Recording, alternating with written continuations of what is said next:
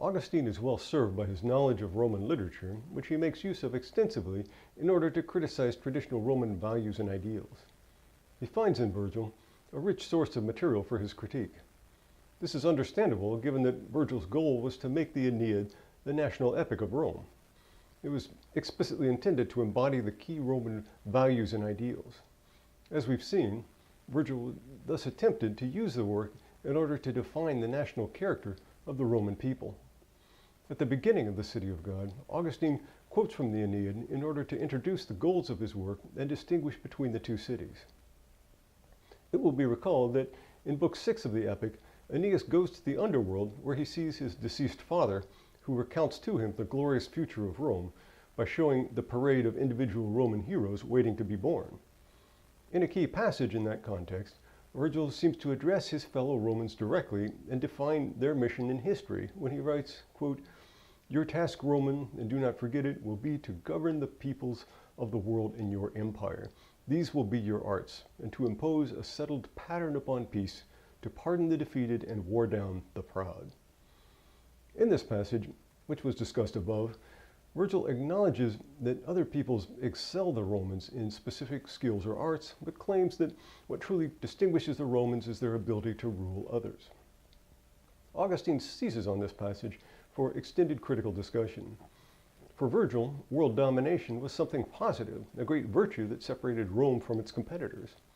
But Augustine, coming from a Christian perspective, turns this around and sees it as a great vice and a source of evil. He writes at the beginning of the work, quote, "I cannot refrain from speaking about the city of this world, a city which aims at dominion, which holds nations in enslavement, but is itself dominated by that very lust of domination." Here we can see a good example of how Christianity calls into question the older militaristic value system that dominated the ancient world. The warrior culture is not something to praise. Military conquest and imperialism are not positive values. Instead, they represent injustice and the oppression of others. Moreover, although the martial value system appears to represent strength, in fact, the, quote, "lust for domination" is a weakness that demonstrates that the great warriors and military leaders are not even in control of their own passions. In reference to the same passage, Augustine reminds his readers of Virgil's plea, quote, "to pardon the defeated and war down the proud." He notes that this verse is intended to resound to the praise of the Romans. It suggests that they are not needlessly cruel and generously accept defeated peoples into their empire so that they too can enjoy the benefits of Roman civilization. But at the same time, the passage celebrates Roman military prowess, which is able to subdue people who are arrogant and proud, people who know no other language but that of force and violence. According to Virgil, part of Rome's historical mission is to break the spirit of such proud people and subdue them to Roman rule. All of this is supposed to sound positive and praiseworthy to Virgil's contemporary readers. But Augustine turns this into a criticism. He juxtaposes Virgil's verse to a passage in the letter of James, quote, "God opposes the proud but shows favor to the humble." This passage in James is actually a quotation of Proverbs chapter 3, verse 34. In any case, Augustine's point here at the outset is to distinguish the city of God from the city of man. The former is ruled by God's law, which dictates that one be humble. By contrast, the city of man celebrates military strength and power while disdaining weakness and humility.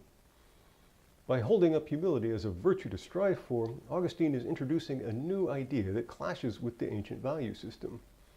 As we've seen from many of the texts we've examined, in the warrior ethic, humility is the sign of weakness and of the defeated.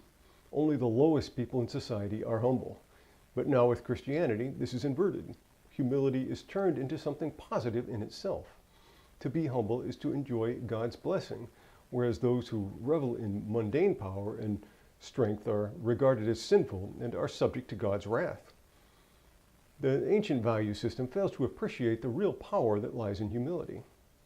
Augustine acknowledges to Marcellinus, quote, "I know how great is the effort needed to convince the proud of the power and excellence of humility, an excellence which makes it soar above all the summits of this world, which sway in their temporal instability, overtopping them all with an eminence not arrogated by human pride, but granted by divine grace." Here he emphasizes the transitory nature of human achievement in this world by referring to the temporal instability. Power, wealth, and fame can be quickly lost, but humility is immutable and not subject to the vicissitudes of fortune. Augustine later returns to the same passage in Virgil. He notes that the passage praises Rome for its magnanimity in forgiving defeated peoples. He argues that this is hypocrisy, since Rome never showed mercy to the cities that it conquered, even though individual military leaders might have felt a degree of sympathy for the conquered people. His point is specifically to praise the Visigoth leader Alaric for sparing the Romans who sought refuge in Christian churches during the sack of Rome. By contrast, he argues, there are no examples of the Romans showing mercy to the peoples that they have conquered.